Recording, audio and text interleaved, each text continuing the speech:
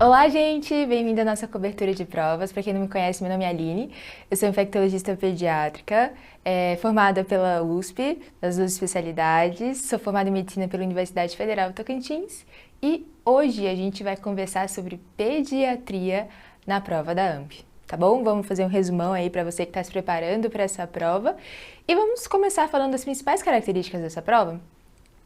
Como as outras grandes áreas, né, são 20 questões com alternativas de A a E. O nível de dificuldade acaba sendo, na maioria das vezes, em torno de moderado a elevado, acho que mais pela característica da prova em si. No geral, são questões assertivas, tem múltiplos itens, então às vezes acaba sendo um pouco mais carregado, você para, tem que voltar de novo para ler, porque às vezes se confundiu, então são enunciados maiores.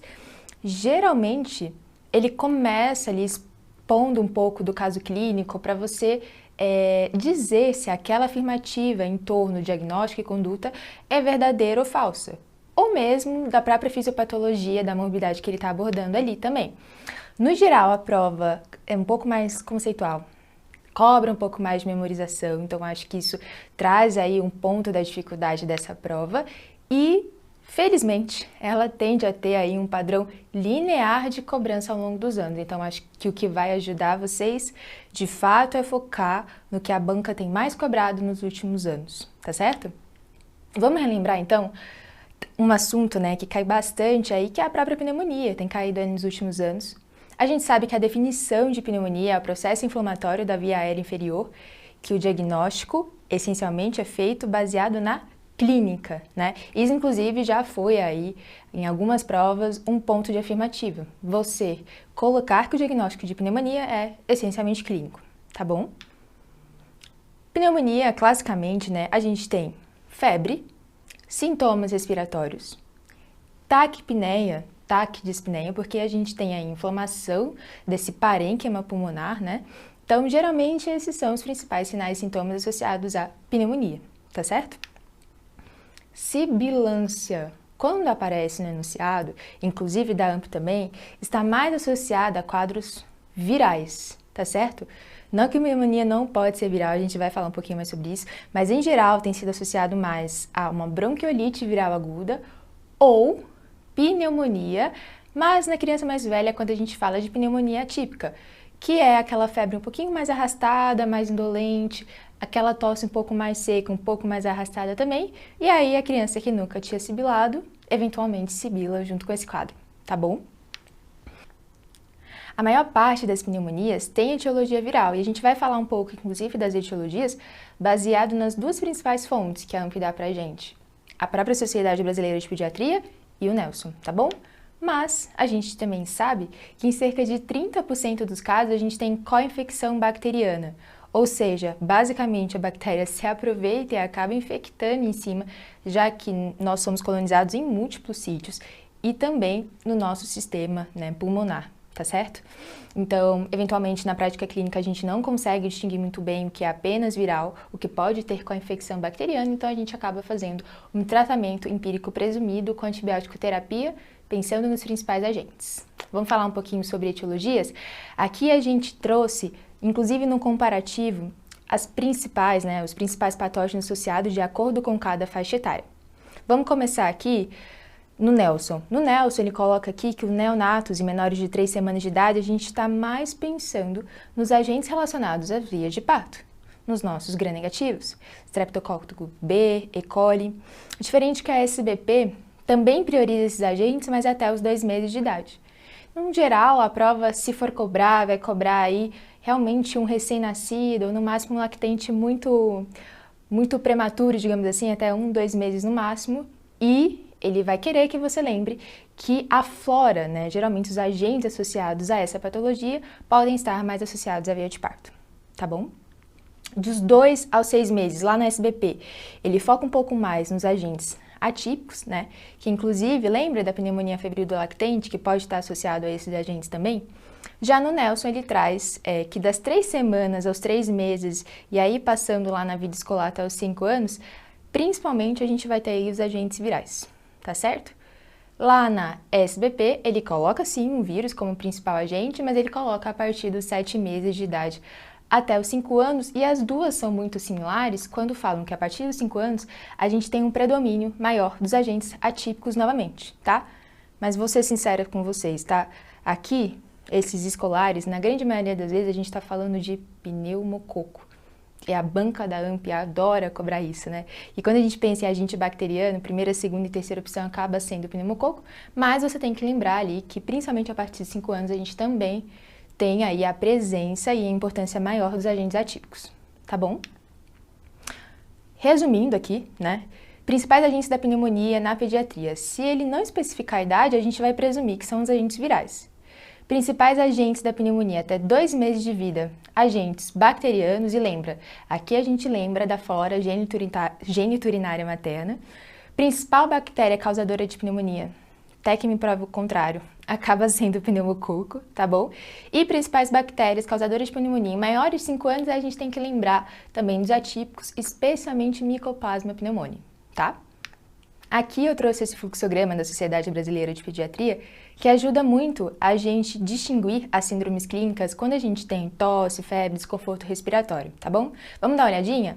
Tosse e dificuldade respiratória. Quando a gente tem a presença de sibilos e auscultas em menores de 2 anos de idade, a gente tem que desconfiar aí da bronquiolite viral aguda, que geralmente tem o seu pico maior de incidência justamente entre os 6 meses até os 2 anos de idade, tá bom? Quando a gente tem presença de sibilos, mas aí o paciente está entre os 2 aos 5 anos de idade, a gente pode inclusive considerar fazer uma prova terapêutica, fazer um ciclo de broncodilatador e entender se esse paciente tem resposta ou não. Porque se tiver, provavelmente ele teve mesmo uma bronquiolite viral aguda ou uma sibilância episódica desencadeada principalmente por vírus, tá bom?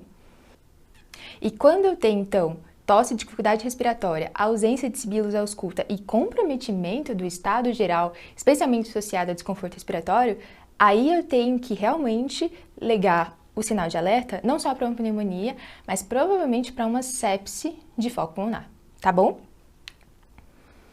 Aqui eu vou entrar numa polêmica com vocês, porque a gente vai rever um pouquinho os gráficos do Cyreva.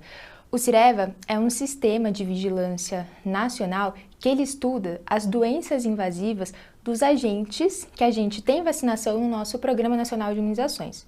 O que é doença invasiva? É quando eu tenho a presença desse agente em líquidos estéreis, teoricamente. Então, sangue, líquor, derrame pleural, tá certo? E aqui a gente tem, por exemplo, a sensibilidade do pneumococo, que foi isolado em quadros invasivos não meningites, ou seja, pneumonias, enfim. E aqui também eu vou relembrar vocês que quando eu falo, né, em relação à suscetibilidade, suscetível, intermediário, resistente, o intermediário é a mesma coisa do suscetível dose dependente, basicamente, ou seja, pode ser que responda sim com esse antibiótico, a depender não só da dose que você utiliza, e geralmente a gente vai ter que usar uma dose mais alta, e também do sítio que esse antibiótico vai ter que penetrar. Então, a gente também leva em conta a farmacodinâmica desse antibiótico, tá bom? Vamos ver um pouquinho aqui a suscetibilidade à penicilina, né, das cepas de pneumococos isoladas desses quadros não meningites. Vejam que, principalmente aqui em menores de 5 anos de idade, o número de intermediários, o número de resistentes, acabou aumentando aí progressivamente nos últimos 3 anos. A ponto que os dois somados aí dão um pouco mais de 50%, né? Então, por isso que a gente tem visto nas novas questões o tratamento empírico da pneumonia ser feito com ceftriaxone e múltiplos lugares de assistência ao paciente também utilizarem como tratamento empírico ceftriaxone para pneumonia. Então, é essa a mudança que está acontecendo, tá? E aqui nessa tabela, agora a gente tem a sensibilidade do pneumococo ao ceftriaxone, desses mesmos quadros não meningites. E aí a gente vê um aumento progressivo, infelizmente, nos últimos anos, do perfil intermediário, né? Principalmente nos menores de 5 anos de idade. Então, um aumento do percentual das cepas que são intermediárias. Resistente mesmo a gente tem pouco, veja aí 0,4, 0,6, mas por isso também que alguns hospitais, não só inclusive, deixam ceftriaxone como terapia empírica da pneumonia, como deixam numa dose um pouco mais alta, tá? Um ponto crítico aqui que a gente pode levar em consideração é que, na verdade, essas cepas, elas são isoladas de agentes que tiveram quadros graves e talvez não represente exatamente a realidade de quando eu prescrevo ali antibiótico terapia para o paciente que está super bem clinicamente. Será que isso reflete a maior parte dos pneumococos que estão na comunidade e na maior parte das pneumonias que não são tão complicadas assim? Esse é um ponto para a gente realmente pensar, mas é o dado nacional que a gente tem, é o mais fidedigno que a gente tem para entender o padrão atual de suscetibilidade desses agentes. Então, é onde a gente acaba tendo que se basear, tá bom? Na maioria das vezes, na maioria dos locais, das referências, a gente acaba usando sim a amoxicilina para a terapia empírica, justamente desses pacientes que estão em bom estado geral, que não têm critério de internação. No geral, a gente tem usado a dose de amoxicilina um pouco mais alta. Por quê? Porque para aqueles pneumos intermediários a gente consegue pegar bem. A amoxicilina ela penetra super bem no parênquima pulmonar, ela tem uma boa farmacodinâmica, especialmente em doses mais altas no geral, as cepas de perfil intermediário são satisfatoriamente cobertas, tá bom? Então vamos pegar aqui esse fluxograma, porque eu acredito que de fato a terapia empírica na grande maioria dos lugares das fontes vai ser a amoxicilina. E quando a gente passa amoxicilina para esse paciente, o que a gente orienta, né? Que ele observe a persistência das febres nas próximas 48 a 72 horas. E também os sinais de alarme para gravidade clínica, tá certo? Então ele trouxe esse fluxograma para você entender que se o paciente persiste com febre após 48 a 72 horas de antibiótico, a primeira coisa que eu tenho que fazer é rastrear para complicações. Porque por mais que aquele pneumococo seja sim sensível àquela dose do antibiótico que eu estou prescrevendo, se tiver complicação, se eu tenho derrame, se eu tenho abscesso, mas seja sensível, o paciente pode sim permanecer com febre, porque muito provavelmente só o antibiótico não é suficiente para ter uma boa penetração e levar à resolução do caso. Muitas vezes, para aquele paciente ter resolução do caso, ele vai precisar passar por algum tipo de intervenção ou abordagem cirúrgica. Então é isso que esse lado à direita do fluxograma está dizendo. Você vai pedir um raio-x de tórax, vai entender se tem alguma complicação associada e se tiver, você vai começar o tratamento internado para esse paciente, tá certo? Se o paciente está febril, eu vou manter a terapia dele e se ele está com persistência de febre, mas eu não encontro uma dessas complicações, especialmente se ele tem menos de 5 anos, e esse arquivo é baseado pela Sociedade Brasileira de Pediatria também, você tem a opção ou de usar uma cefalosporina de segunda, terceira geração, ou de eventualmente passar ali para amoxicilina com clavulato. E se ele tem mais de 5 anos, lembra? A gente tem que alertar um pouquinho mais para agentes atípicos. Aí a sugestão é que você cubra esses agentes atípicos usando macrolídeo, claritromicina ou azitromicina, que é justamente uma das indicações de uso desses antibióticos, quando eu tenho falha da terapia empírica, clássica, tradicional, pensando especialmente ali no pneumococo, tá bom? Lembrando que para aquele pneumococo com sensibilidade intermediária, resistente, enfim, a penicilina, adicionar clavulanato não adianta, porque o mecanismo de resistência do pneumococo está mais associada a PBP. Então, eu tenho que, na verdade, aumentar minha dose se minha dose já não estiver otimizada. O clavulanato, ele ajuda quando o mecanismo de resistência é relacionado a beta-lactamase, ou seja, eu estou pensando em hemófilos, eu estou pensando em maroxela, esses agentes que, inclusive, eu encontro muito mais na otite e na sinusite, do que na pneumonia em si, tá bom? Vamos ver então como cai na prova aqui. Peguei uma questão de 2018, mas tiveram outras questões dos outros anos também bem similares, tá bom? Então a gente tem esse pré-escolar de 4 anos, internado por quadro de febre alta, tosse e dificuldade respiratória. Opa, parece de fato aí compatível, né, com a suspeita clínica de pneumonia. Ele apresentava na raio-x de tórax de entrada uma consolidação no lobo superior à direita. Foi iniciado a antibiótico terapia endovenosa com penicilina cristalina, e vejam que essa questão ela é de 2018. E no terceiro dia manteve febre e apresenta piora do estado geral e da dificuldade respiratória, né? Ou seja, tem algo que está impedindo a resolução aí completa dos sinais e sintomas desse paciente, ou ao menos a melhora, né? A resposta esperada após 72 horas de antibiótico. Realizado um novo raio-x de tórax que evidencia velamento total do hemitórax da direita, sem alterações em hemitórax da esquerda. E a tomo de tórax mostrou inclusive o derrame pleural extenso à direita, com áreas de cavitação consistentes com pneumonia necrosante, tá certo? E aí ele pergunta qual agente etiológico mais provável desse caso, tá?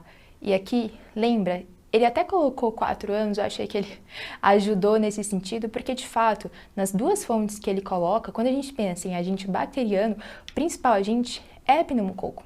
Especialmente agente causador de pneumonias necrosantes, hoje em dia na comunidade, é o pneumococo, tá certo?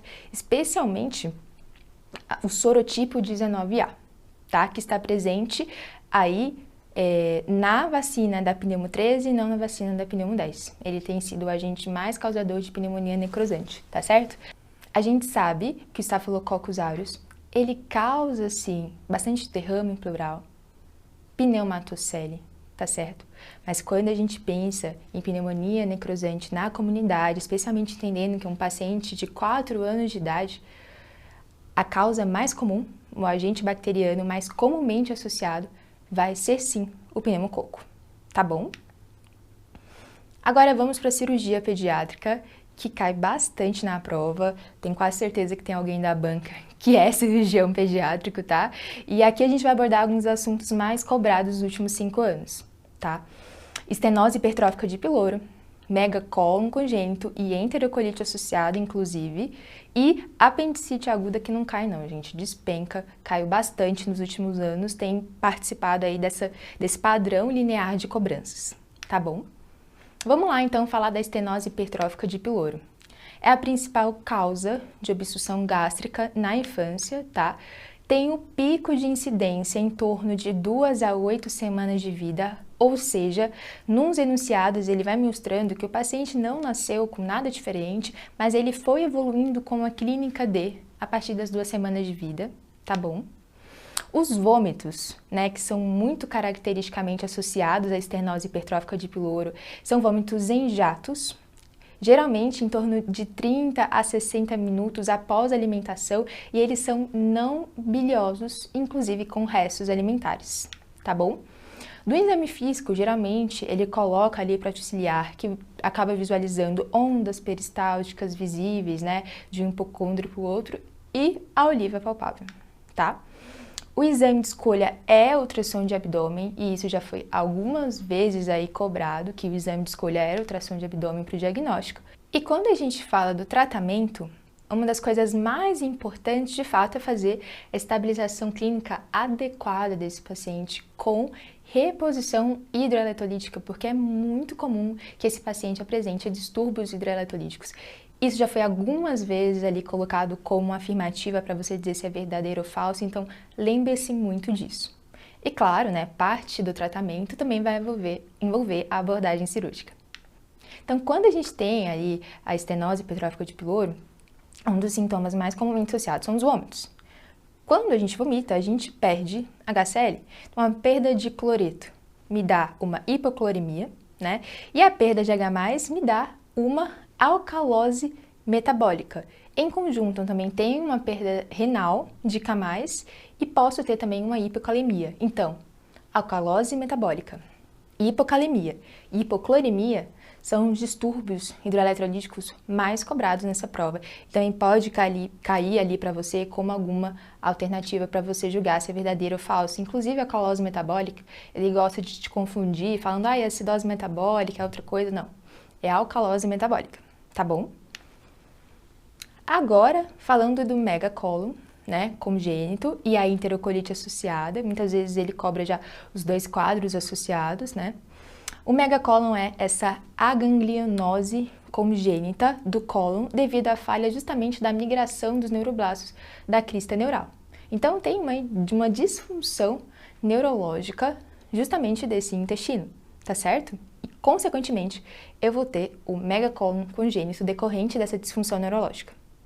Das manifestações clínicas, basicamente ele vai te falar que foi um paciente que tinha uma clínica de constipação desde quase sempre, né, desde o nascimento. E associado a isso, ele também pode ter desnutrição e distensão abdominal crônica.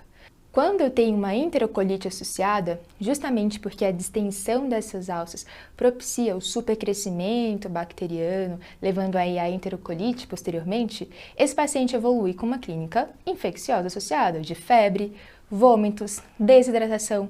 O raio-x vai te evidenciar sim um padrão obstrutivo que foi a causa, né, de tudo, e uma diarreia que pode ser fétida e obscura. Então, muitas vezes ele mostra que o paciente tinha uma clínica de megacolon a vida inteira e, posteriormente, ele teve uma complicação infecciosa e vai te colocar a clínica de enterocolite associada, tá bom? O diagnóstico padrão ouro é feito através da biópsia, né, que fecha aí o diagnóstico de fato, onde vai mostrar a ausência dessas células nervosas que a gente já comentou ali no conceito da patologia, tá bom? E o tratamento, no geral, ele é feito com lavagem em sinfonagem, enquanto não opera, especialmente quando a gente está falando da enterocolite associada, tá? A cirurgia curativa do megacólon acaba sendo mesmo o abaixamento de cólon, e se tiver enterocolite, claro que, de novo, eles gostam muito de focar nisso, a estabilização clínica é uma das coisas mais importantes associadas. Então, mais do que a emergência de levar para a sala de centro cirúrgico, vai ser estabilizar adequadamente esse paciente para que ele tenha um melhor prognóstico. Claro, programando a abordagem cirúrgica também, tá bom? Então, quando eu tenho lá enterocolite, eu vou lembrar muito da minha estabilização clínica, esse paciente está infectado, eu vou fazer a devida correção de distúrbios hidroeletrolíticos, vou fazer a antibiótico terapia adequada, pensando nesses agentes, e a lavagem em sinfonagem, tá bom? Vamos falar então de apendicite, que cai muito na sua prova? Geralmente a gente lembra que a apendicite começa com a obstrução do lúmen, né? Por um fecalito, por exemplo, que está ali no lúmen daquele apêndice. E posteriormente a gente tem um aumento da pressão intraapendicular, gerando aí uma proliferação bacteriana e hipersecreção consequente. A gente tem um edema, né, desse apêndice, que geralmente costuma ser a fase 1 da apendicite, e depois a gente pode ter uma hiperemia e ulceração, que costuma ser a fase 2, e posteriormente a gente pode evoluir porque a gente chama de uma apendicite complicada, que são as fases 3 e 4. A fase 3 acaba sendo um abscesso e necrose, e a fase 4 costuma ser aquilo que a gente mais quer evitar, que é de fato a peritonite, né, a perfuração desse apêndice, tá bom? Na apendicite a gente tem múltiplos sinais e sintomas aí associados. Geralmente a gente tem febre, náuseas e vômitos, hiporexia e anorexia, que é o sintoma mais comumente associado à apendicite, dor difusa que migra para a fossa ilíaca direita, que é o clássico associado à apendicite, e claro, essa dor fica mais evidente à fossa ilíaca direita. Geralmente, nas questões da AMP, a gente não tem visto ele falar aí sobre alguma pegadinha, sobre algum apêndice fora do local habitual, né, que pode ter uma dor referida em outra localização que na fossa ilíaca direita, ele costuma ser mais clássico nesse sentido mesmo, tá? E alteração do hábito intestinal pode estar presente, eu posso ter diarreia, inclusive uma queixa de disúria, tá bom? E score de Alvarado, para lembrar vocês que a gente pode sim entender e indicar uma abordagem cirúrgica baseado no conjunto aí de sintomas, sinais e exames complementares, tá bom? E inclusive já foi pauta, já foi ali uma afirmativa para você colocar que ele poderia prosseguir para abordagem cirúrgica, tá bom? Principalmente, né, quando a gente pontua de 7 a 10. E o que fala mesmo, né, o score de Alvarado? Em geral, ele pontua de acordo com os sintomas migração de dor para a fossa ilíaca direita, anorexia, náuseas e vômitos. De sinais, no exame físico, a defesa do quadrante inferior direito do abdômen, dor à descompressão brusca lá na fossa ilíaca direita e febre, que ele coloca aqui como temperatura maior do que 37,5. E dos exames, leucocitose e desvio à esquerda. Veja que aqui não entra, por exemplo, exame de imagem, tá bom?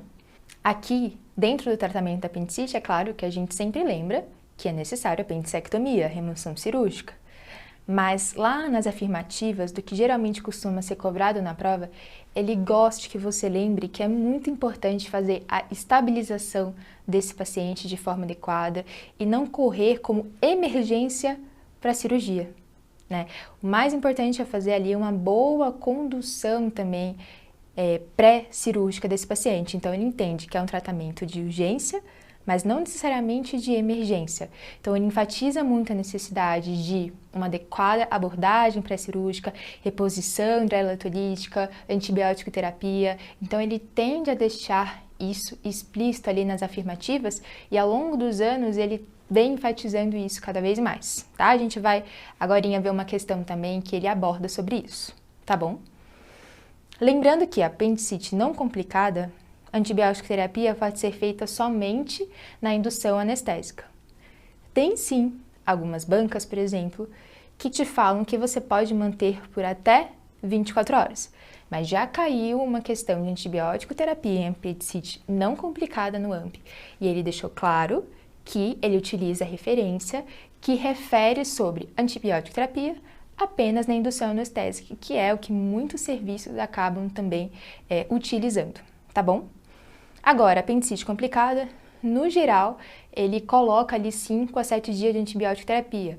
Tem sim algumas fontes, alguns estudos mais modernos que falam de 3 a 5 dias, mas na grande maioria das bancas, não só a nível nacional, como também das fontes que a própria AMP utiliza, ele deixa ali em torno de 5 a 7 dias de antibiótico terapia, tá? Não que eu precisa fazer todo esse tempo internado, mas no geral esse é o tempo de antibiótico terapia total, tá bom? Como que cai na prova então? Vamos dar uma olhadinha.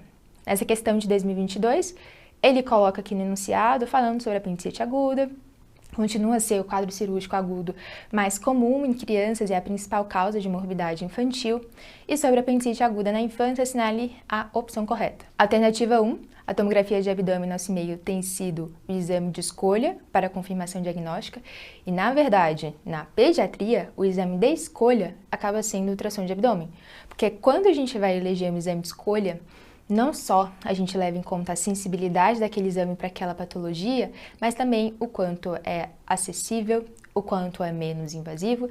Então, na pediatria, a gente acaba ali escolhendo, ainda como exame de escolha, o ultrassom de abdômen, e essa banca também já colocou isso em outras alternativas previamente. Ele vem batendo na tecla que justamente o ultrassom de abdômen é o exame de escolha, tá? Na pediatria. 2. A cirurgia de emergência no meio da noite raramente é indicada e a maioria dos pacientes necessita de medidas de suporte pré-operatório para estabilizar os sinais vitais e garantir a segurança do procedimento. Alternativa correta. Lembra? Eles gostam de enfatizar isso e isso é algo muito cobrado nas questões de apendicite, tá bom? 3. Em pacientes nos quais a perfuração é indicada no momento do diagnóstico, a cirurgia é ainda menos urgente e a conduta pré-operatória apropriada é a mais crítica.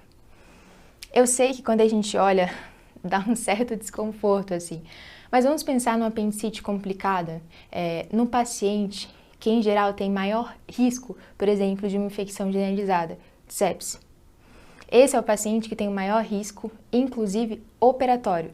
Então, quanto mais eu estabilizo esse paciente, mais esse paciente pode ter um sucesso, né? Não só no intraoperatório, como também no pós-operatório. O que aqui ele quer deixar claro é que, de novo, não é algo de emergência, especialmente se o paciente tem mais chance de ter uma gravidade clínica apropriada. Quanto mais esse paciente estiver estabilizado para a operação, melhor. O que não quer dizer, claro, que eu vou adiar por dias a abordagem de jeito nenhum. É sim parte do tratamento e é sim um tratamento de urgência. Mas foi isso que ele quis enfatizar aqui, tá bom? Então, nessa questão, por exemplo, a alternativa certa acabou sendo a alternativa C, onde ali as afirmações 2 e 3 são verdadeiras e a afirmação 1 era falsa. Mas só para colocar aqui ficou muito claro que a 1 era falsa, certo? Então, quando a gente colocava aqui nas alternativas que a 1 era falsa, só sobrava a letra C e letra E. A 2 também era muito claro que era verdadeira. A 3 eu sei que bate um desconforto na hora, mas dava para ir por exclusão também. Tá bom? Vamos falar então de anafilaxia, que também tem vindo aí, né, numa cobrança nos últimos anos, 2022, 2023. Então, a anafilaxia a gente lembra, né, que é uma reação multissistêmica de hipersensibilidade grave, aguda e potencialmente fatal, tá? Classicamente, e já é mediada Então, é aquela reação que depois de desencadeada por um trigger, ela geralmente acontece em minutos, no máximo horas, no geral. E a gente tem dois grandes tipos, né, de critérios diagnósticos. Tem o 1, que é justamente o desenvolvimento agudo de minutos ou horas da doença, onde envolve pele, tecido mucoso ou ambos, e aí a gente pode ter o prurido, eritema ou mesmo angedema, né, o edema de lábios, língua e úvula, e pelo menos um dos seguintes, ou acometimento da via aérea e respiração, onde a gente pode ter envolvimento laríngeo, como estridor, ou, por exemplo, envolvimento dos brônquios, como sibilos, broncoespasmo. Letra B, o sistema circulatório, e aí a gente pode ter hipotensão ou sintomas de disfunção orgânicos decorrentes da hipotensão, então é sempre muito importante aferir a PA desses pacientes. E outros sintomas, e aí a gente pode ter especialmente acometimento do trato gastrointestinal, onde a gente pode ter uma dor abdominal que é intensa, vômitos que no geral são recorrentes, tá?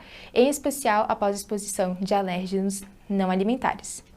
E tem um segundo grupo aí de critérios diagnósticos, que é justamente o surgimento agudo, né, minutos ou horas, de hipotensão, broncoespasmo ou comprometimento laríngeo após exposição a alérgeno conhecido ou altamente provável, mesmo na ausência de comprometimento mucocutâneo.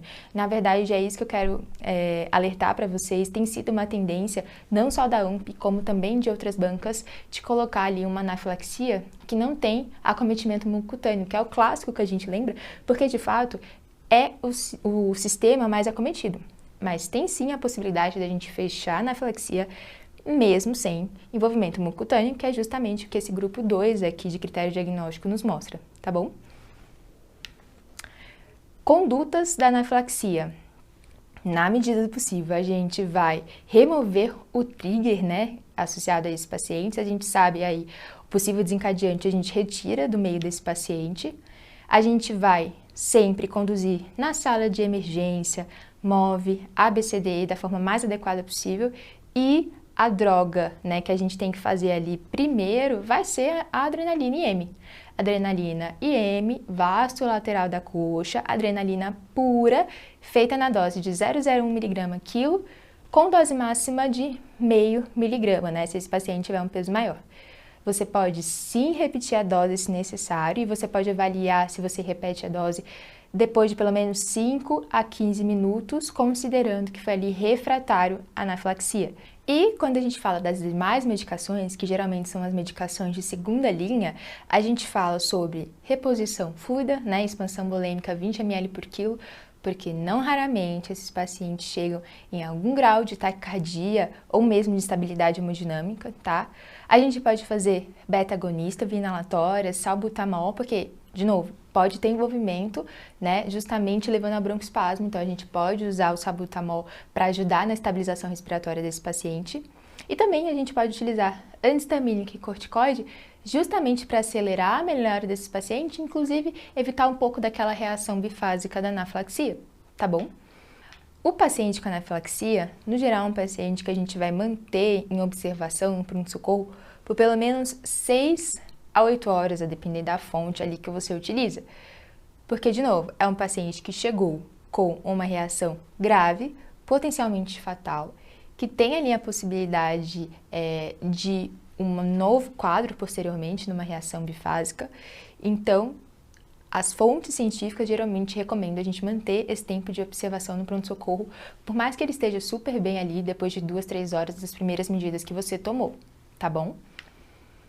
E, de novo, esse paciente chega no pronto-socorro, além de receber uma alta com pelo menos 6 a 8 horas de observação, ele vai receber alta com encaminhamento para o alerginologista, porque ele teve uma reação grave e ele precisa receber a devida investigação diagnóstica, as devidas orientações. Muitas vezes são pacientes que depois andam ali com a sua canetinha, com a adrenalina, porque tem um risco maior, né? Tem uma reação alérgica grave, então ele precisa receber toda essa orientação de forma adequada, tá bom? Como que cai na prova e a anafilaxia? Vamos ver essa questão aqui de 2023. Então, um paciente pré-escolar apresenta episódio súbito de broncoespasmo e hipotensão após a ingestão de amendoim. Achei bom porque aqui ele já colocou logo qual foi o possível alérgeno, a gente já sabe que o amendoim aí é um alimento bem alergênico. E ele não negou sintomas anteriores, não apresentou lesão de pele e mucosa, e sobre essa situação, analisa as assertivas abaixo. Assertiva 1. O diagnóstico de anafilaxia é improvável, porque, assertiva 2, a ausência de lesões cutâneas ou mucosa descarta essa hipótese, e a gente já viu que, na verdade, não. Que, como ele tem justamente episódio súbito de broncoespasmo e hipotensão após um possível trigger, ele fecha sim critérios de anafilaxia, mesmo sem envolvimento mucocutâneo, beleza? Então aqui, a alternativa certa acabou sendo justamente a letra E. As assertivas 1 e 2 são proposições falsas. É isso, gente. Força nessa reta final. Boa prova. Fiquem calmos na medida do possível, tranquilos, porque eu tenho certeza que vocês estão aí com a preparação mais direcionada possível. Espero que dê tudo certo e a gente se vê no jantar de aprovados. É isso, tchau, tchau!